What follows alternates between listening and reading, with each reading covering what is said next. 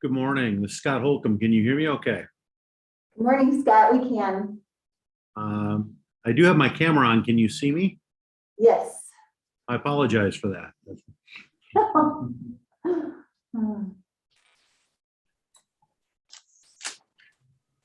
We're always delighted to see you, Scott. I'm glad to hear that. You're very forgiving. It does look like you're out in Santa's village, just a little. Yeah, I had to get a new computer because my N key stopped working on the iPad, and that made it impossible for me to be able to work without a separate keyboard. And when they reloaded it, defaulted back to that, and I haven't changed it. People seem to like the Santa's Village one. It's awesome. Yeah, I think To prevent your N key from sticking, you have to stop typing no so often. yeah, yeah. No, attorneys don't say no. They say yes, but.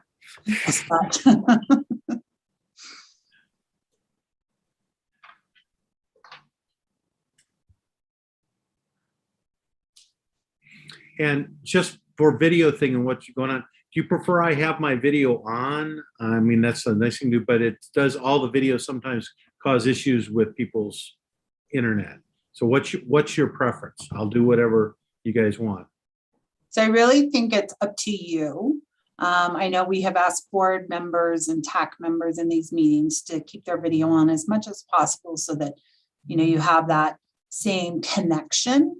But certainly we understand there are internet issues. And so I think people have to do what they need to do to maintain their connection and make the meeting at least interruptive as possible for themselves.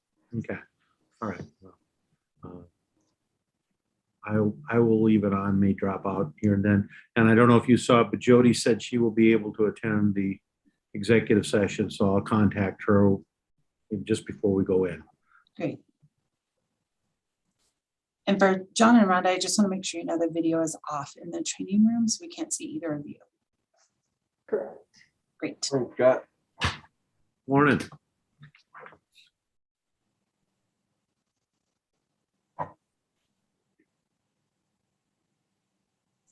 Good morning. Morning, Councilmember Sweet. How are you this evening? Never a dull moment at the Sweet household. Well, welcome back from your summer break. We're glad to have you back. Thanks. Happy to be here. Good morning, Mr. Williams. How are you today? Good morning. It's a great day. I like the Good week. Seattle days. Classes start at CCC on Monday, so we're in the busy time of the start of fall term right now. Yeah, in the thick of it. Good morning, Good Councilmember. morning, everybody. Hey there. How is everybody? Very good. Thumbs up? Yeah, Good. good. And I see Director Akoli is also online. Good morning, Oh, Director wonderful. Akoli.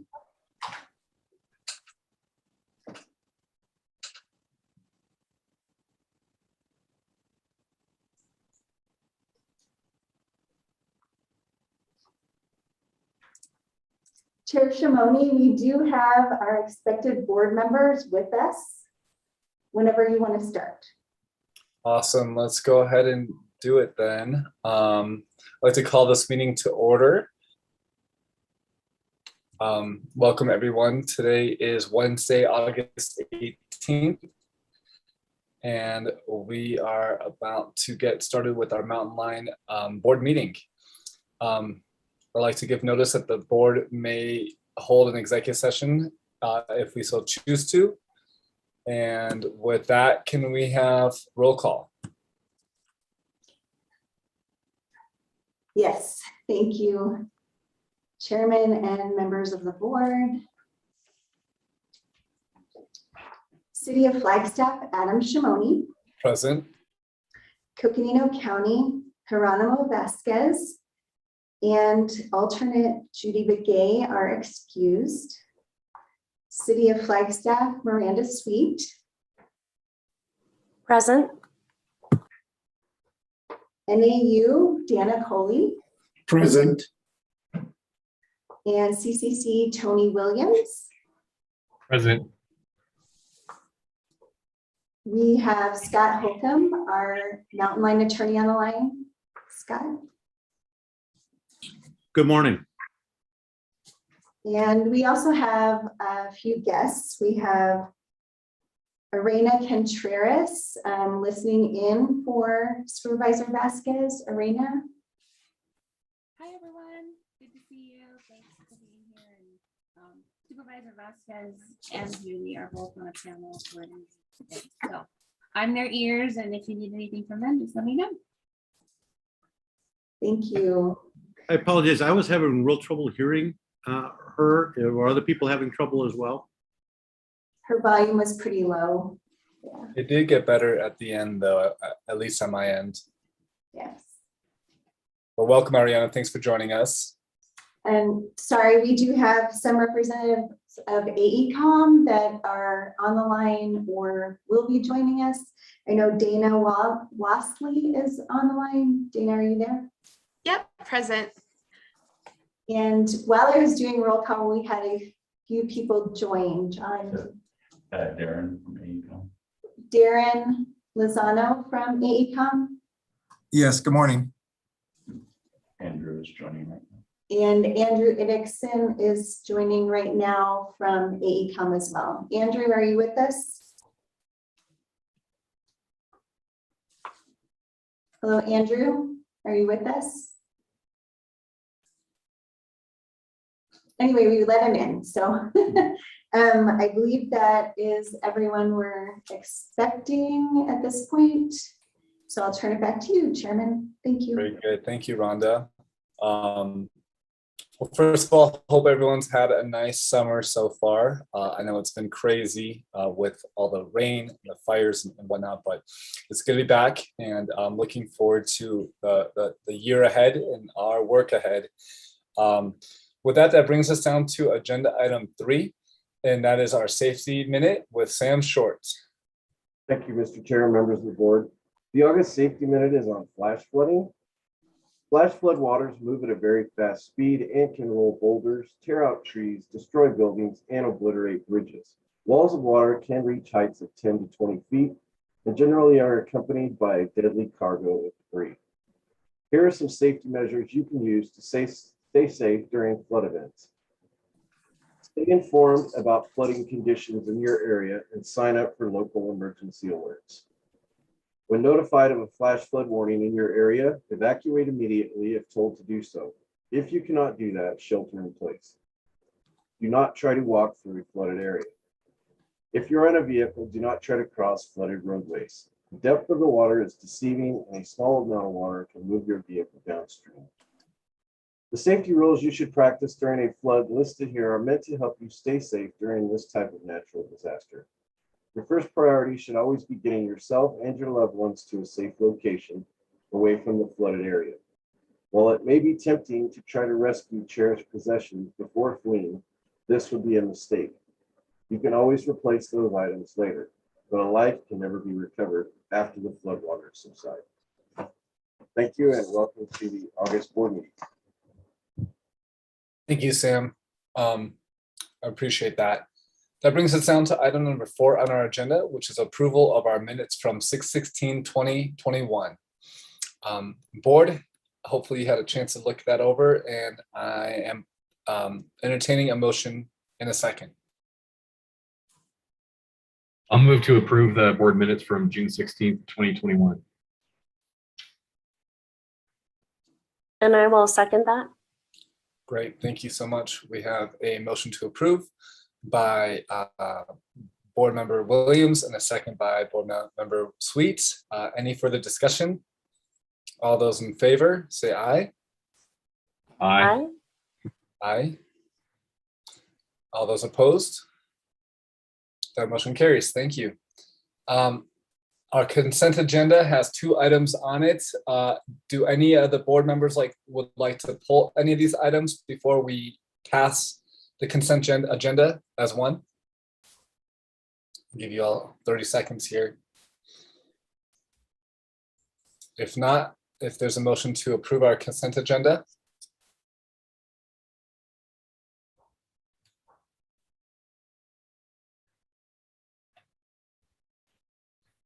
I'll move to approve. thank you. Is there a second? I'll second. Thank you so much. There's a motion to approve by Board Member Williams and a second by Board Member Sweets. Any further discussion? All those in favor, say aye. Aye. Aye. Aye. All those opposed, say nay. Thank you all. That motion is approved. That brings us down to item number 7, which is a discussion under discussion and action items. And this is Flagstaff in motion. Busy Collins will be presenting to us. The board may provide direction, but there is no recommendation from staff at this time. Busy. Thank you, Chairman, members of the board. Next slide, please, Rhonda. Today, the Flagstaff in Motion project team will present draft recommendations on 2 aspects of the project: peer agencies and goals, objectives, and performance measures. And we welcome questions throughout the presentation. We're seeking feedback for any changes or additions needed. And with that, I'll turn it over to Darren Lozano, project manager. Thank you, Busy. Appreciate the introduction. Good morning, Mr. Chair, members of the board. Again, appreciate the opportunity to provide an update to you here today. I know it's been a couple of months. And so as Busy mentioned, there's a couple of important items that are driving part of this plan. And one was identifying certain peer agencies. Certainly, Mountain Line has many peer agencies in place. We wanted to take a step further as it relates to the transit plan going forward. And then secondly, the last time we presented, we gave you a high-level overview of the proposed goals. Received really excellent feedback in June, notably that some of the driving forces related to the goals, key were sustainability and equity. And so our next step, and what you're going to see today, is how we propose to take those a step further by identifying draft objectives and performance measures, and how we use those going forward for the plan, and also how we'll measure those in the future as these are accepted and advanced. So with that, I'm going to introduce a couple of members of our team here. Dana Wasley, she's going to present on the peer agencies, and also Andrew Innickson, who's going to tackle the goals, objectives, and performance measures. And again, certainly we welcome feedback from anybody. Don't hesitate to raise your hand and provide input as we go along. So with that, Dana. Thank you, Darren. And can we go to the next slide, please? So first off, thank you everyone for having me here today. As Darren mentioned, I will be going over our peer agency identification for the Flagstaff in Motion plan. And so to start off the identification process, we wanted to look at previous peer agencies that have been used by Mountain Line in the past. As I'm sure many of you know, Mountain Line has been doing a lot of really great planning work over the past several years. And so we really wanted to build from that and draw from some of the work that's already been done. So this first slide that we have up here is from the 2017 5-year plan that was done a few years ago. And that plan used several different cities as peers. As you can see, almost all of the different cities that were selected for that particular planning effort were college towns, with the exception of Santa Fe, New Mexico. And when we were looking at which agencies to carry forward into this planning effort for Flagstaff in Motion, we wanted to identify the agencies that had the most comparable characteristics in terms of the cities that they were in, as well as their performance metrics in terms of their transit system. So the 2 that really stood out to us were Bloomington Normal, Illinois. As you can see from that chart that's on the screen here, Bloomington Normal, Illinois had the closest system-wide productivity of Flagstaff to Flagstaff, Arizona. And also, as you'll see in some future slides, has some very similar transit performance metrics such as ridership and passengers per hour. Missoula, Montana was another one that also really stood out to us because it's a college town, it has mountains, it has a very similar population size and service area. And so we felt like it was a really good match to carry forward into this effort. Next slide, please. Another previous planning effort from Mountain Line that we looked at was the 2019 transit guidelines. And this effort was a little bit different in the way that peer agencies were selected. Because this effort was really aiming to develop transit guidelines for Mountain Line, at a minimum, all of these different agencies that were selected had to have a transit guideline document adopted so that we can learn from what they had done when they were working on their guidelines. And another thing to note is you'll see that we had several aspirational peer cities that are highlighted there in yellow. The intention behind those were really to look at certain guideline specific things like universal design, for example, that some of the more comparable agencies in terms of system ridership and population maybe had not adopted yet. And so we wanted to look at some of those aspirational features to learn about some of those other those kind of higher level guideline features to help that effort. And so with that being said, the two that really stood out to us again were Missoula and Connect Transit. Once again, Missoula is very comparable to Flagstaff in terms of its population and overall kind of service context. And Connect Transit is probably the most comparable to Mountain Line in terms of its transit system performance metrics. Next slide. Another study that we looked at was actually done by Central Oregon Intergovernmental Council, and they recently reached out to Mountain Line to participate as a peer agency in their planning effort. And they recently sent us their peer agency review, which allowed us to understand which other agencies they selected. And we wanted to look and see if there were any others that were identified during that planning effort that could be applicable to the Flagstaff in Motion plan. You'll notice that Mountain Line generally has higher transit performance metrics than a lot of the other agencies that were included in the Central Oregon Intergovernmental Council plan. And so there were still a couple that stood out to us. So obviously Missoula, we talked about that for a couple of slides. And so once again, just very comparable to Mountain Line in several different ways. And a new one that we found was the Cache Valley Transit District, which is located in Logan, Utah. That's another college town that has a population of less than 100,000. And we found that that one would seem to be a pretty comparable agency and one of the more competitive ones in terms of their transit performance metrics as well compared to Mountain Line.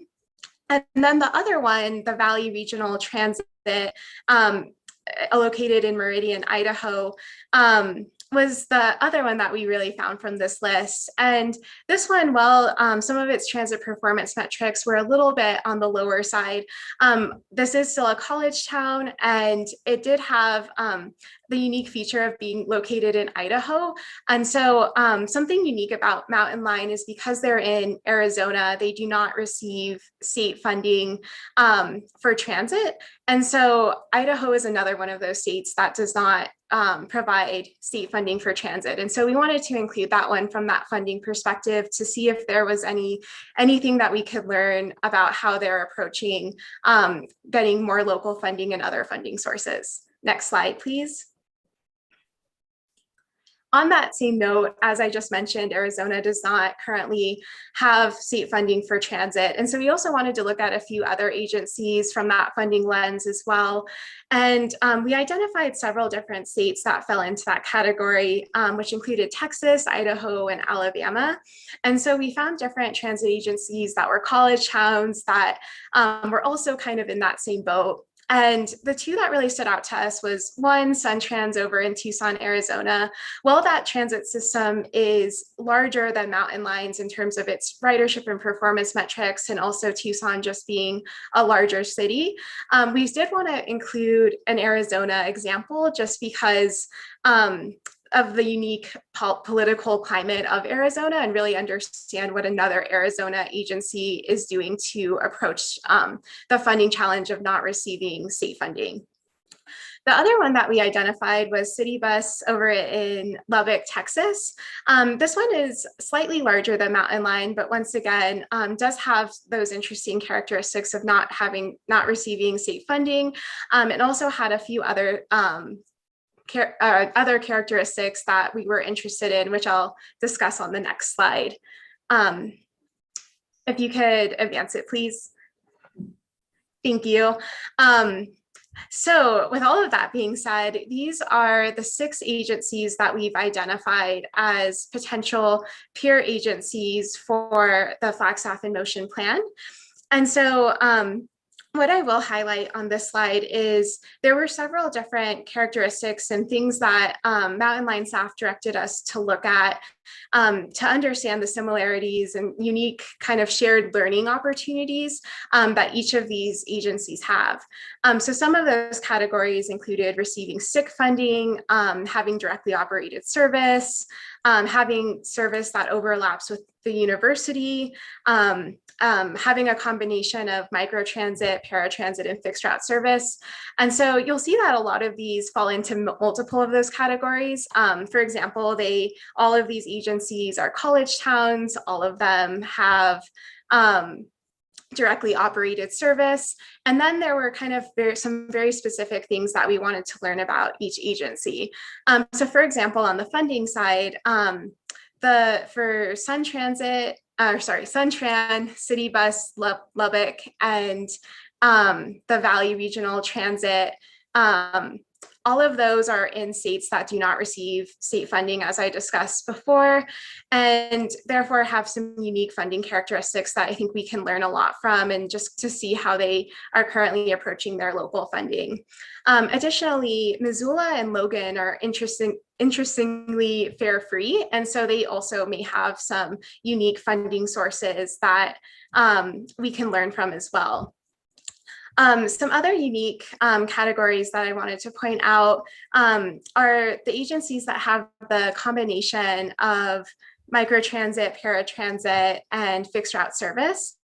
So City Bus Lubbock, SunTran, and Valley Regional Transit all have microtransit and have been recently either operating or fully operating or conducting pilot programs related to microtransit, which is something that Mountain Line is starting this month as well.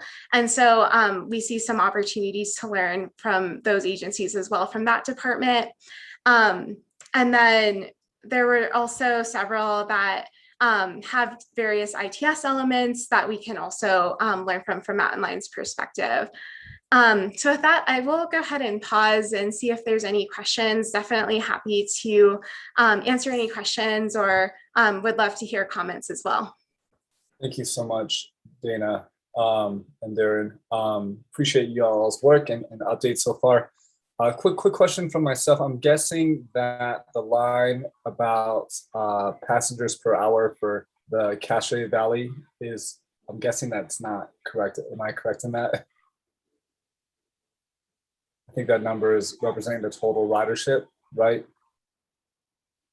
Right. So you're referring to the passengers per hour, the 8.5, right? Right. That is actually correct compared to their operating hours based on their most recent National Transit database information. I will say Mountain Line, as you can see, is definitely on the high side compared to all of these agencies, which I think says a lot about how great Mountain Line has been doing compared to a lot of the peers. But yes, that is based on the most recent information we have, that is the correct number. Dana, I think he's referring to Cache Valley. It looks like the ridership went into the passengers per hour. Oh, yeah.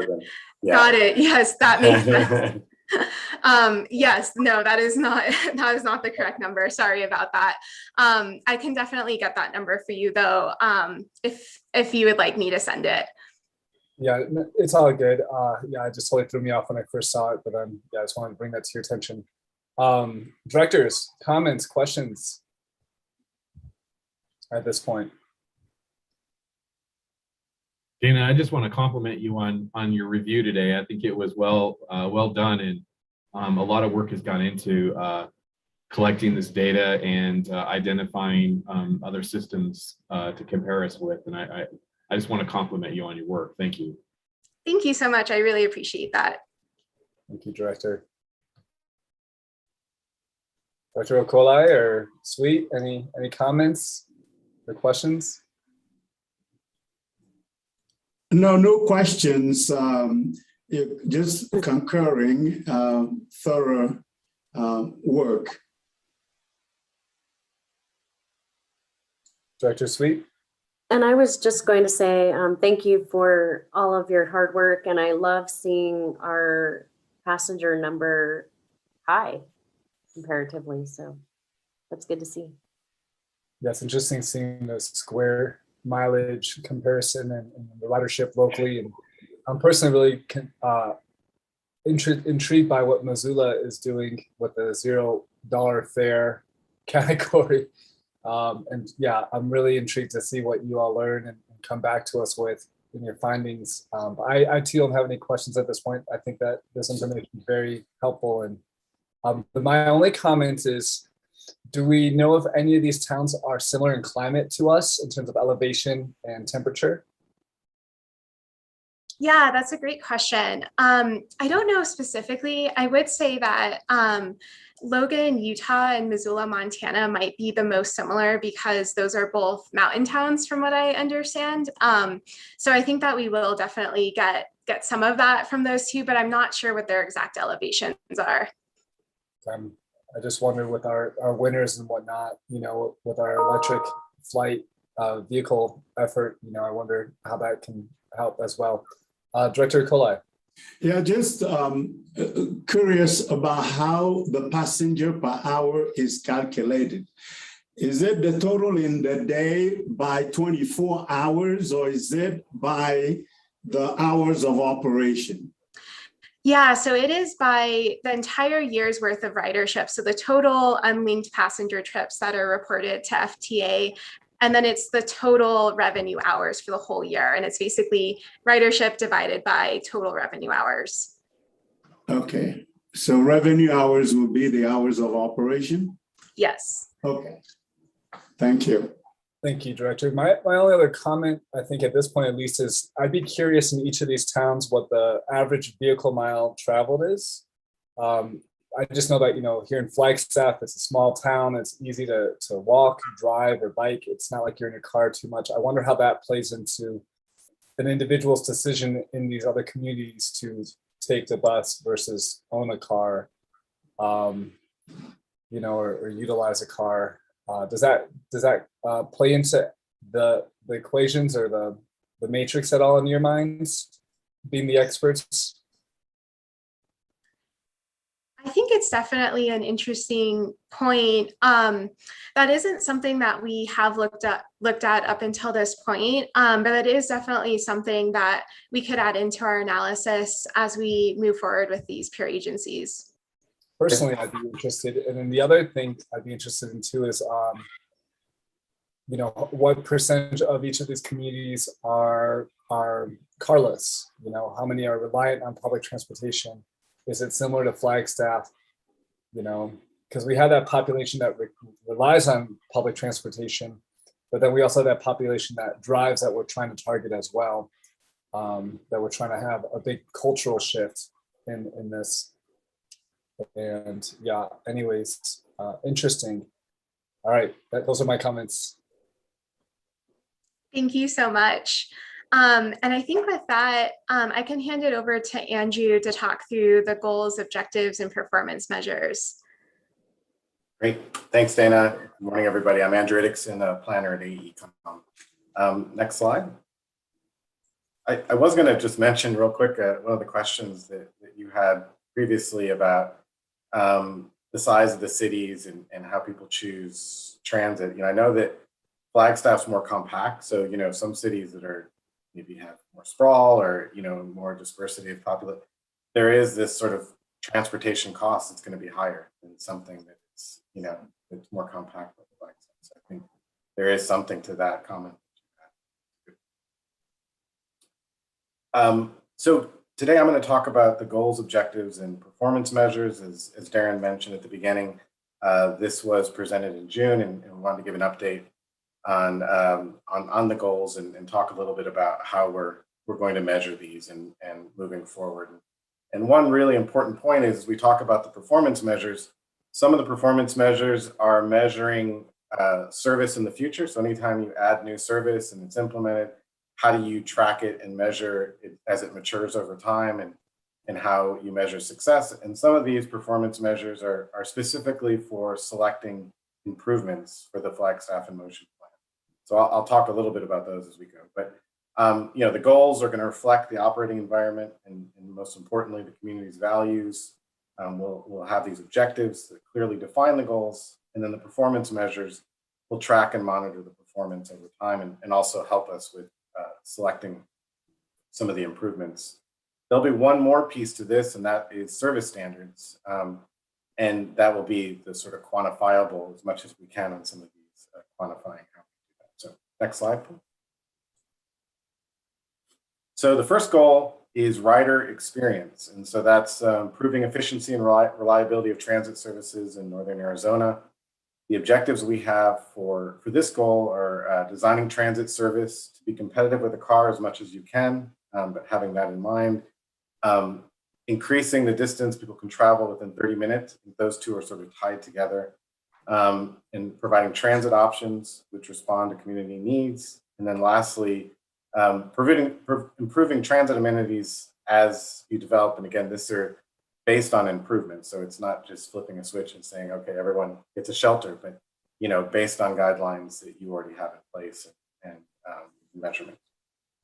So the performance measures that support these, the goals and objectives, the percent of trips arriving on time to the scheduled bus stops. And so that's not early and then within 5 minutes late. Number of rider complaints and comments and responding to those as needed. Number of online app ticket purchases. This is something that's important, I think, and when we think about rider experience and reliability and trips that are faster, we understand that cash fare is always going to be needed, and there's certain folks in the population that are going to be paying with cash, but those that do have access to a bank and a smartphone, making that transition to app-based can speed things up and provide faster service and maybe even improved schedule adherence. Customer satisfaction based on customer survey. And then, when we talk about amenities, making sure that we're in line with your previous work and the Mountain Alliance Transit Guidelines. So that's looking at stop spacing and amenities at stops and making sure that that's consistent. And as Darren mentioned and Busy in the beginning, feel free to stop me at any point if you have a question or comment, and go from there. But I'll move on to the next goal. Next slide, please.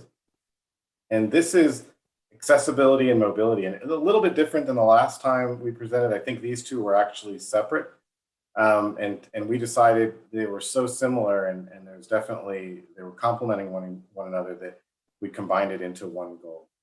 One other point I'll make on this, sort of at a high level, is that oftentimes when you think of accessibility, you may think of ADA accessibility, and we are providing that direction in the next one, which would be equity, or further down in equity. It kind of could sit in both. I mean, there is definitely a place for it, but we'll talk about ADA and accommodating ADA passengers in the community within the equity goal. So this goal is enhancing accessibility and connectivity and continue to improve mobility through transit. Objectives are improve transit service coverage to better serve the residents. And this could be also, as we start thinking through, mentioning microtransit. So not only is it just coverage, but maybe service delivery to coverage and right sizing the service to the market that it serves. The next objective is provide access to employment opportunities through transit, ensure safe and efficient connectivity of modes, and then improving pedestrian bicycle connections to transit. And so the performance measures, these are starting to, these are a little bit more quantifiable. And so some of these will be using for the evaluation criteria. For example, percent of residents who live within a quarter mile of a bus stop or transit stop, jobs within a quarter mile, activity centers within a quarter mile, and then bus stops that are accessible to connections to sidewalks and bike lanes. And I think, so for example, this, as we say, well, what does that mean, connections to the sidewalks and bike lanes? So when we establish those the service standards, we can start really defining that and saying, within certain spacing of a crosswalk or a controlled intersection or something of those sorts, and we'll have that in place as we define it, the service standards.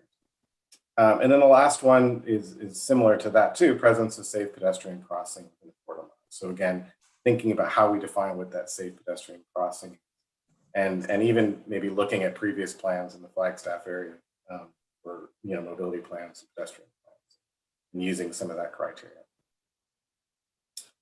Next slide.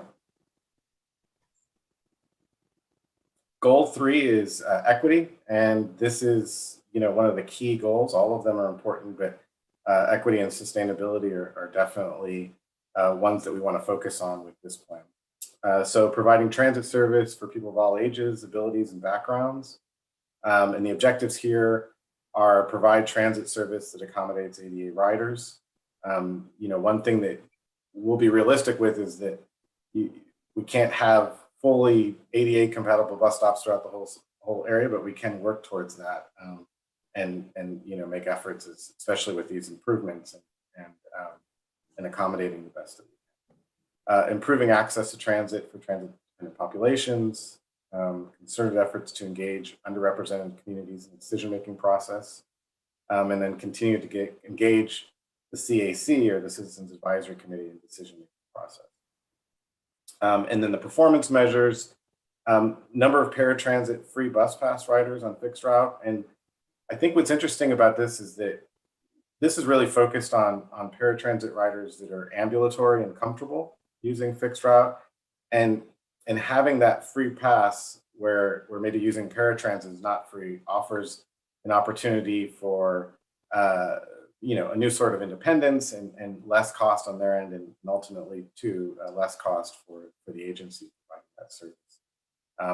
So knowing that there's definitely individuals who continue to use paratransit and will need paratransit, but there are others that have that opportunity to maybe make that transition to the fixed route. Percent of transit-dependent residents living within a quarter-mile transit stops, that's part of our evaluation criteria as we look at improvements to the system.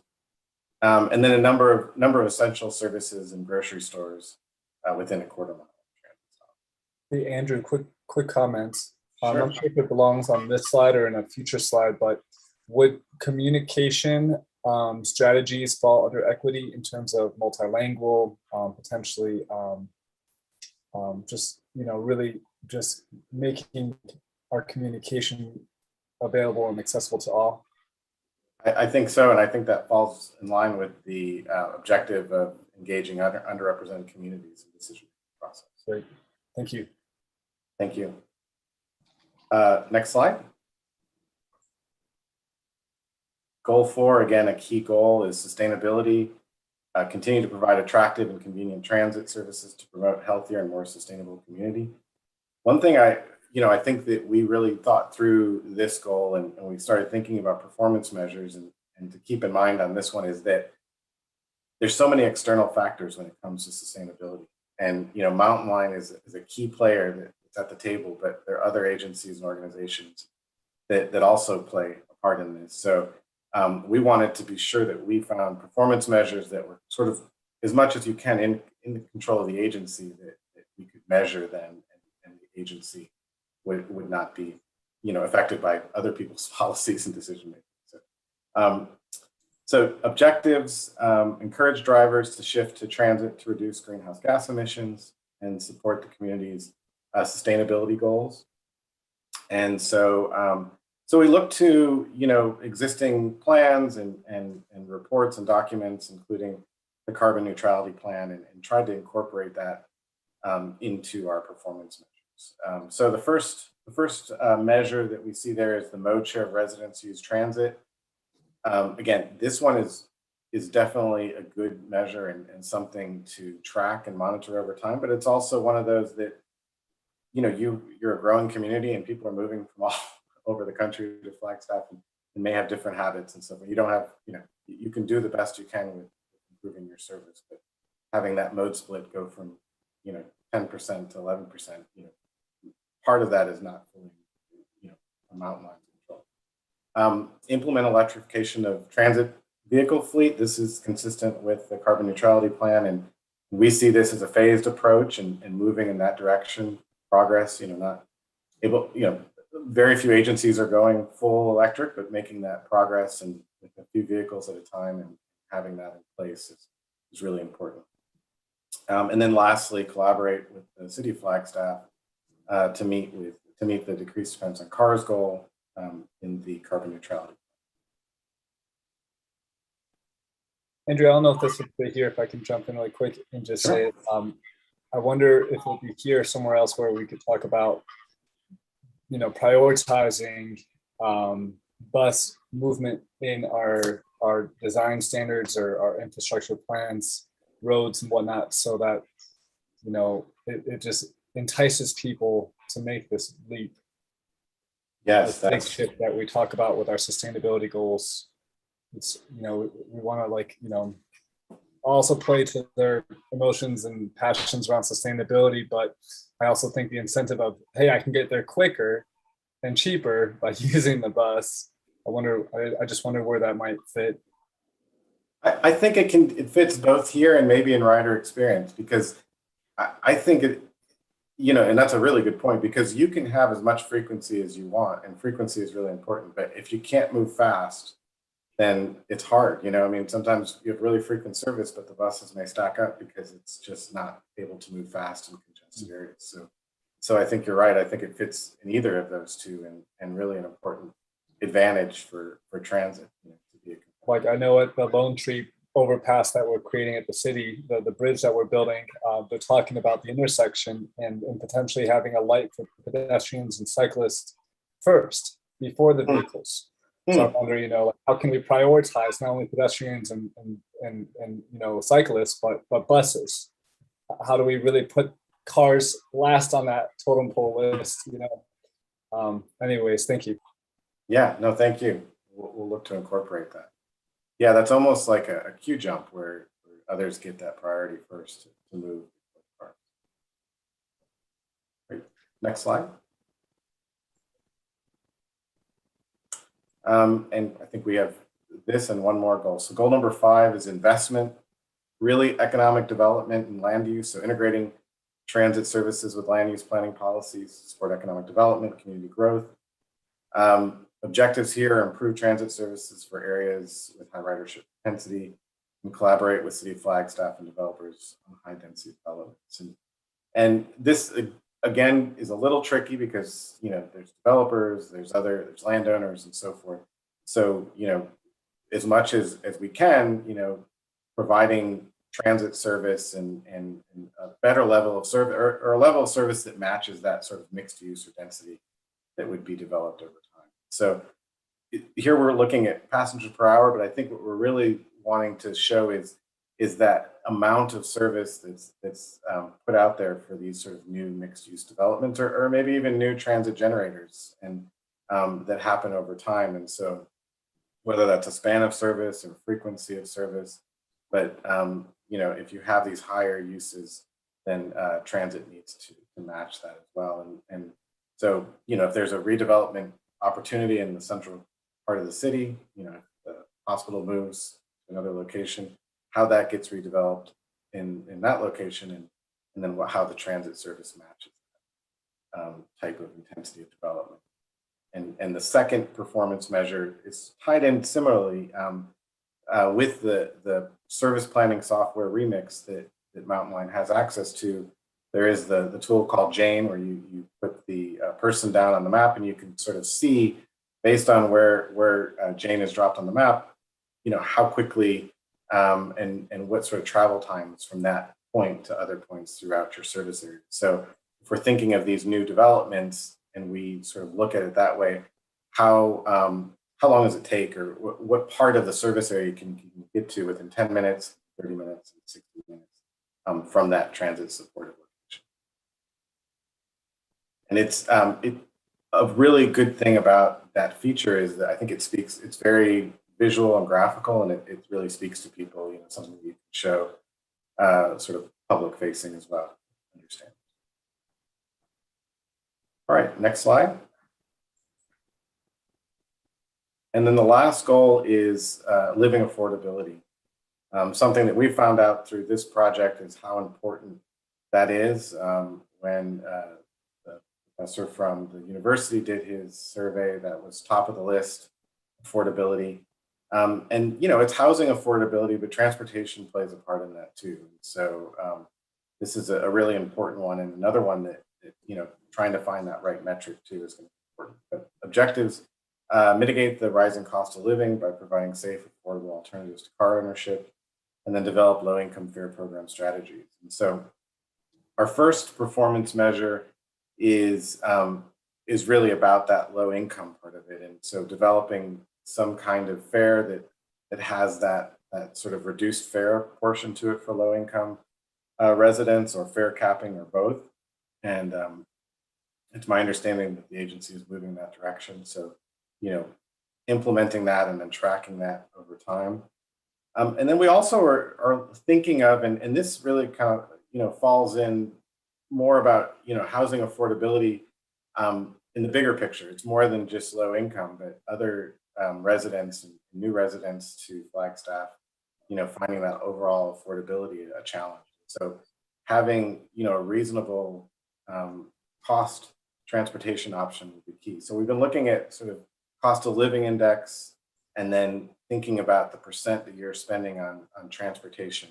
And so that's something that's sort of in the works right now, how we can measure that and look at that. And it goes back to the comment earlier about, some of these other peer cities and their land uses and their, how big their city is and how much they would spend on transportation. So we'd like to take that a step further and think about performance measures that are more than that complement the low income portion of it, but also looking at the general public. So I believe that's the last goal. So any questions or comments from the board? Yeah, just the comments, thank you. I think, the clarity of how you're taking your goals through the objectives and then the recommended performance measures. I really like it. It's fairly straightforward. I just wondered, just a general comment on the recommended performance measures, where taking this last one, the number of persons below, persons living below the local poverty line. And that applies to some of the other ones in the recommended measures. Would it be better to look at a percentage or ratio rather than just a plain number as a measure? I think, yeah, and we do use percent on some of the others, but yeah, I do think that would work here as well. So okay. I think that's a good comment. All right, thanks. Appreciate that. Thanks for that comment. That's great. Any other comments from the directors, from the board? I think the goals are spot on, and I really appreciate that we have ways to measure on each of them and how direct everything is. I think it's great. Thank you. Yeah. Echo the other comments that the other directors made earlier. Good work. Very good.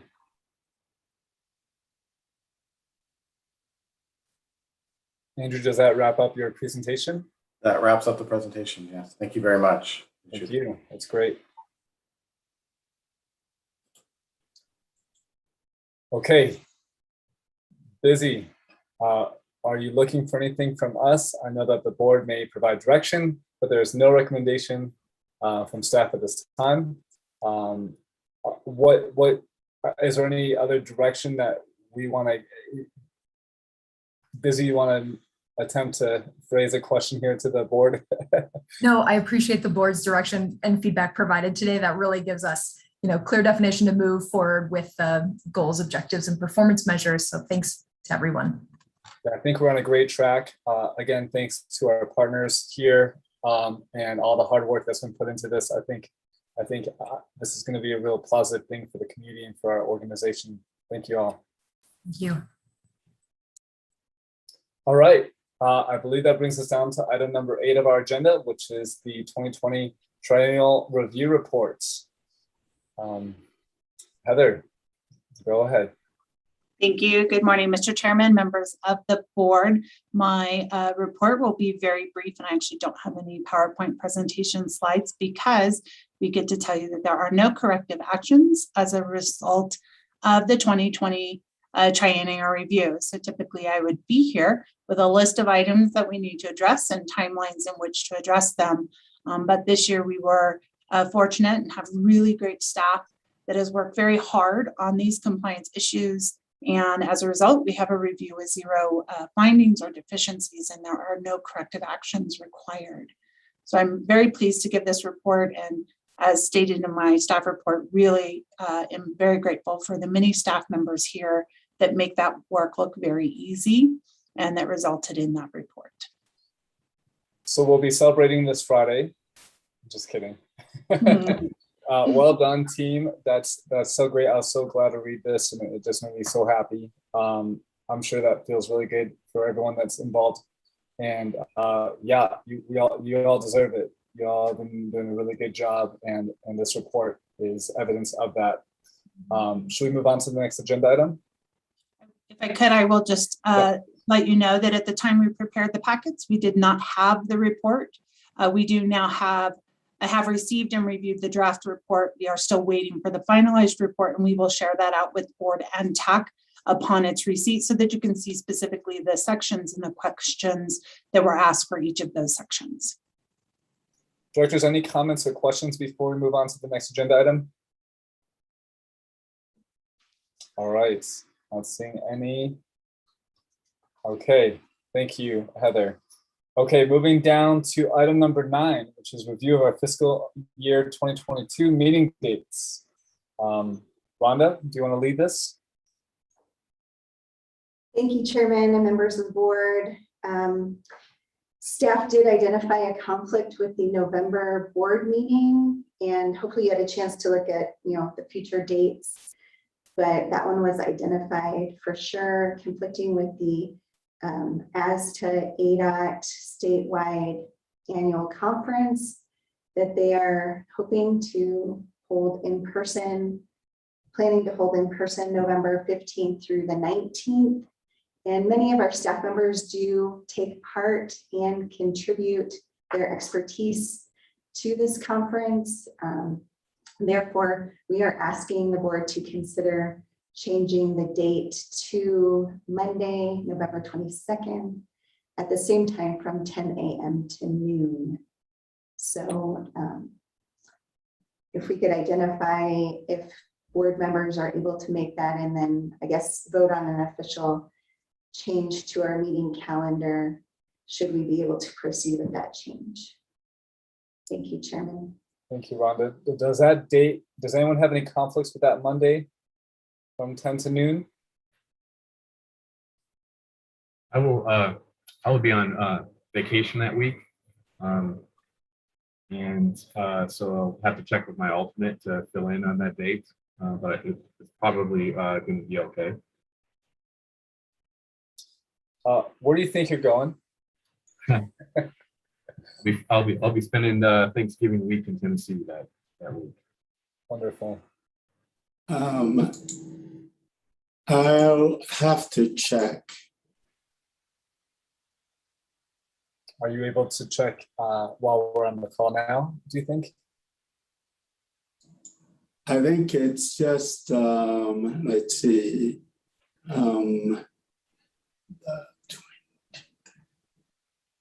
Yeah, I can make the Monday, the 20th.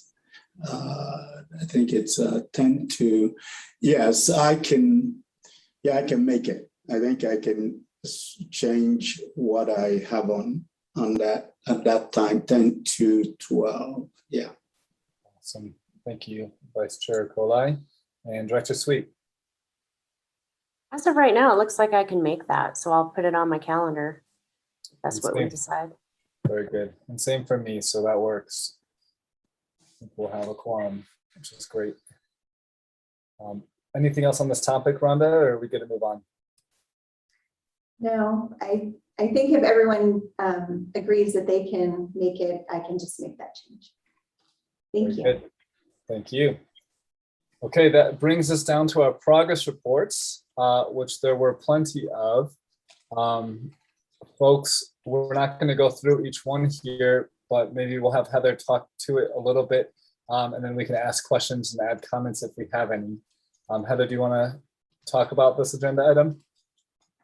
Sure. So I will speak a little bit about current events, but just as a reminder, if there's ever an item that we list as a progress report that you would like agendized for additional discussion, please let us know. We're trying to respect the time in our meetings by providing updates in memo format as progress reports instead of putting them as discussion items. We feel like it's really just us giving you information, but we always welcome the opportunity to put these on the agenda and discuss them with you.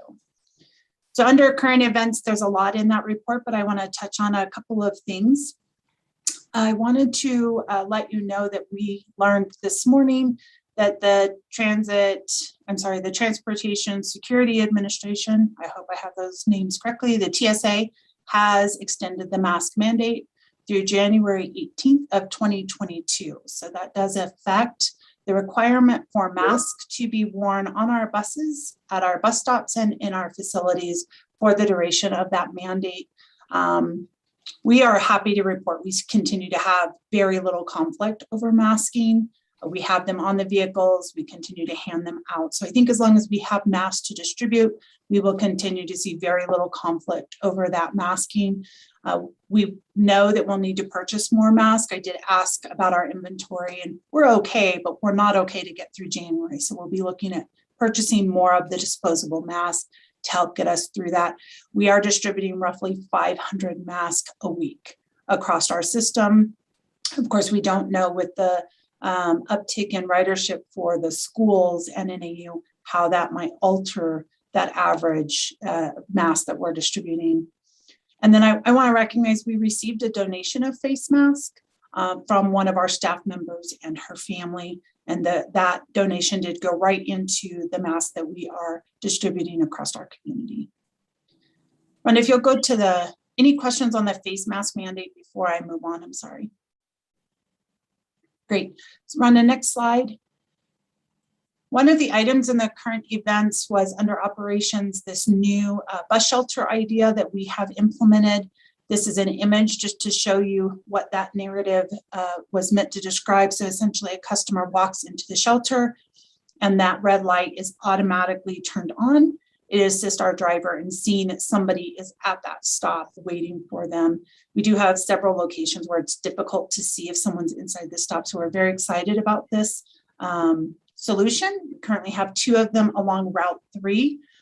So if you happen to see them, we welcome your feedback and thoughts. And then just quickly, a couple other updates, pass sales.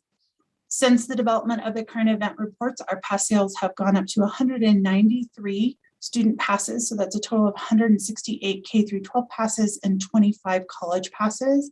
It's been a very busy week here for us. And these are certainly record setting pass sales for us at this time of year. So we're very excited to see students coming back to our system. We did announce a month ago about our online pass reloading program that was introduced, and we have our first 3 passes that have now been reloaded using that new system. So we're hoping that our newest pass sales will continue to use that system. And then mobile ticketing, the app for mobile ticketing is live, and we are currently working on strategies to let our riders know that that is an option for them. Currently, that mobile ticketing does not include any kind of fare capping. Those will be further discussions that we will have as we move into the next phase of our fare solutions and fare strategies.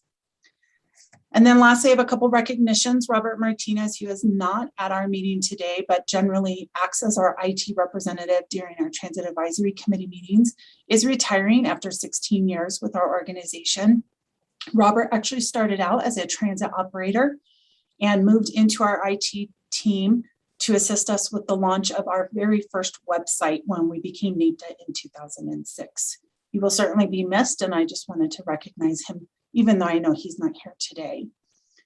There are a couple staff members on the line that have anniversaries, and I'd like to recognize them. John Mathis, our IT manager, has 15 years with the agency.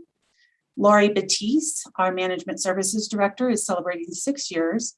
And Danelle Knight, our HR manager, is celebrating 5 years this month. So there's other anniversaries in the report, but I knew those staff were here today and wanted to take a moment to recognize them. And lastly, I'd like to offer congratulations to Busy and our planning team. Our zero emission bus transition plan was awarded the best transportation plan by the Arizona Planning Association, and certainly could not have done that without Busy's leadership. So those are my very brief updates on current events, and I appreciate the time you've given me to go into some additional details on those items. Thank you, Heather. Directors, comments, questions? I have a few, so I guess I get going really quick with mine. Yes, thank you, Busy, and congratulations to all the anniversaries that we have, that we're recognizing. Very fun to see those anniversaries acknowledged. And best of luck and appreciation to Robert Martinez. So thank you for that. A couple questions, Heather. In terms of the campus bus storage facility update, do you know if we are doing any kind of LEED design in terms of like, are we doing LEED gold, LEED silver in terms of being sustainable? And are those solar panels on the roof? Is that what I thought that was? Yeah, I will do my best to answer the questions, and Donna unfortunately is not here today, and she would be best able to answer those. And Kate's on a legislative call. So I don't believe we're pursuing LEED, although we will build and construct with an eye towards those products that result in LEED certification. So definitely sustainability is a high priority in all of our construction projects. Although the pursuit of that certification, I don't think is a priority. Solar is, as I understand it. So I can certainly make sure that if I have said something incorrectly, Anne can correct me, and we'll get that information out to you. Very good. Yeah, I'm definitely interested in making sure we do what we can. I know it can cost more, but if it's more efficient of a building, it might save us in the long run as well. With the DCC update, I'm just curious, do you know if there's any plans, any updates in terms of the park component of the DCC? I'm sorry, the parking components? No, the park, like the open space park component. We have been working with city staff and the the artist that was selected to help with that civic space. So I don't have a specific update, but I know that that is something we continue to have conversations for and really strive to provide a environment that recognizes the South Side, the history of Flagstaff, and provides that open space. I think Kate is planning to give a better DCC update in September. We considered moving it today, but she had that conflict. So. Okay, very good. And then just a couple more comments. Personally, I think it'd be great if we could get an agenda item in the future talking about students and youth partnerships with the different schools and entities. I know we're seeing a spike in COVID, but it'd be great to just learn more about how we're best leveraging our student body across the city who often can't drive. So this is what we're here for them. Absolutely. And then my only other comments was I am really intrigued about the mobile ticketing being live, and also I think the real-time app, the new app that we're using, maybe I'd like to dive into that a little bit deeper at some point.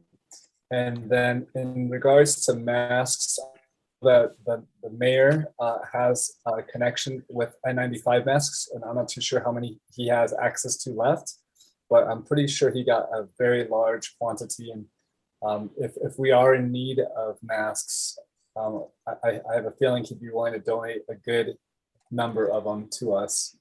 But just a thought. Thank you for that. And I will say we recognized several months ago, but the Coconino County Emergency Management Services did donate a large supply of disposable masks to us that we have continued to use. And we still have some of the cotton reusable masks that FTA provided initially. No, but I'm very glad we're handing those out for free. I think that's significant and so important for our community's health and well-being, not just for us, but citywide. So thank you, Mountain Line, for doing that. Those were my comments and questions. Directors, does anyone else have any comments or questions about these reports? I'll go real quick. Congratulations to Busy on the award and for everyone having an anniversary. I wanted to compliment the video of Maggie and her family riding the bus for back to school. I thought that was very effective, and I shared it on my social media. And I'm wondering if, you know, with our numbers being up for the students, if that maybe was a good push. I do like the solar. Anytime we can get solar going, I'm definitely a proponent of that. And Adam, BPAC, our last meeting, we did talk about the DCC. The park was definitely part of the conversation, the artwork, but I can say that at least on that end, what I'm hearing is that the park is being integrated. So I can forward you notes on it if you would like. Thank you, everyone. That's great. Thanks for that update in your comments. That's wonderful to hear that. Director Williams or Okolai, go ahead. Vice Chair Okolai.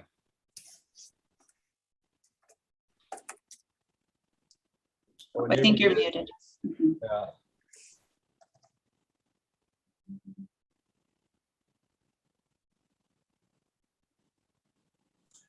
Sorry.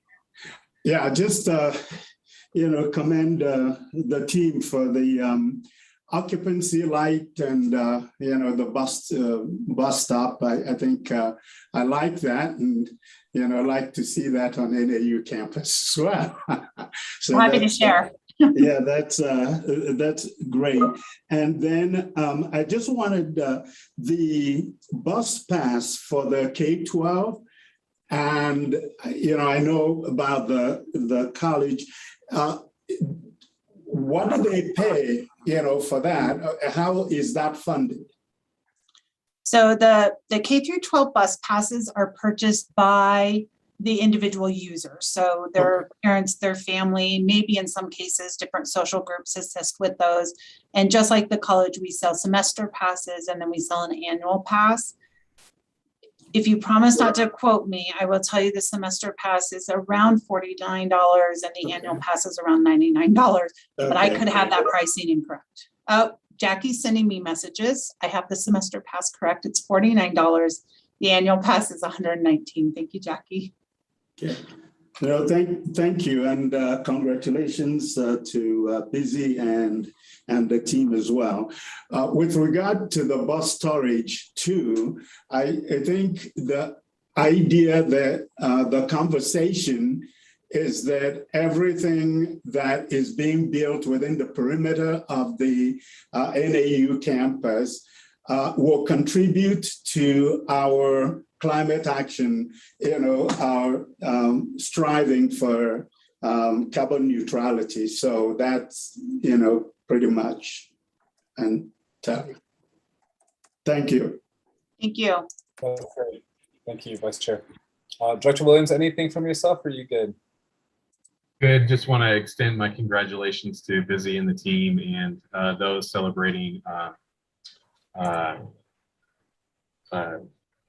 I'm missing the word here, but anniversaries. Yeah, the anniversaries and certainly the retirement. That dedication to the transit is remarkable, and you lose institutional organizational history when you have someone like that retiring. So I hope that we're able to recover from that loss, but I extend my congratulations on the retirement. Thank you, Director. All right, Heather, I think we're good to move on, yeah? Yes, we are. Thank you. All right, folks, we're making great time. We're going to definitely, hopefully, end early. We'll see, though. That brings us down to the executive session of our meeting. I believe I need a motion to move into executive session. Is that correct? Chairman, this is Scott Holcomb, that is correct. Great. Directors, do I have a motion to move into executive session? I'll motion that we move into executive session. Is there a second? I'll second. Okay. We have a motion from Director Sweet with a close second from Director Williams to go into executive session. All in favor, say aye. Aye. Aye. Aye. Any opposed? That motion carries unanimously. That's hang tight and we will reconvene in the executive session. Thank you. We will be redirected into the executive session, correct? That's correct. Yes, that is correct.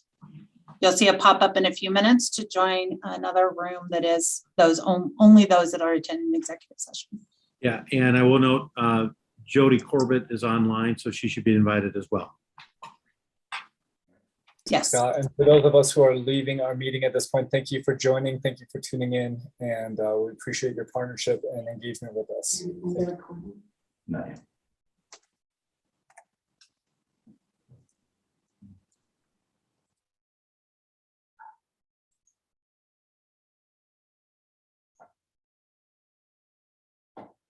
Right, so I put the training room in Great. you, Okay. and so you'll have to hit join on the big screen there. Yes. No,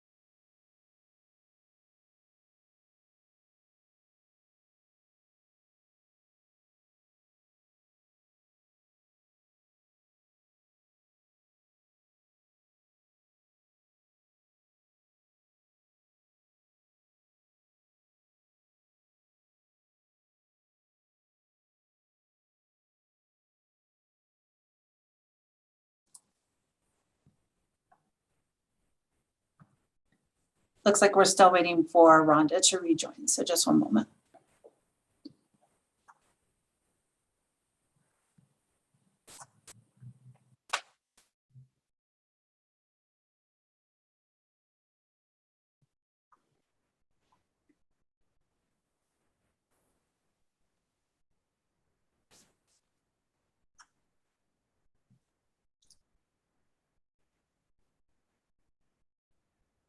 So I think we're ready for you, Mr. Chairman. Great, thank you, Heather. Okay, that brings us down to our last item on our agenda from committee, items from committee and staff, schedule next meeting date and identify agenda items. Heather, do you want to lead this, or is this Rhonda, or? So there are some suggested items in the packet on the agenda, I think, for the next, and here's what staff is planning to present on the screen now.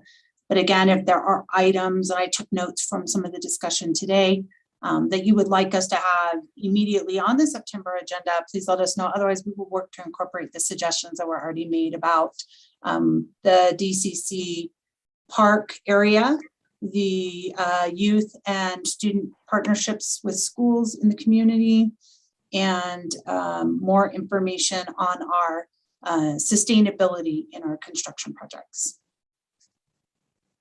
That looks good to me, and directors, please do speak up if you have any comments or concerns or additions. My only other comment, Heather, would be just to have, I'm just thinking as we're experiencing COVID as an ongoing thing, I would be intrigued to hear just like a brief update of COVID protocol, or just any kind of updates related to COVID, since we are so hands-on with the community.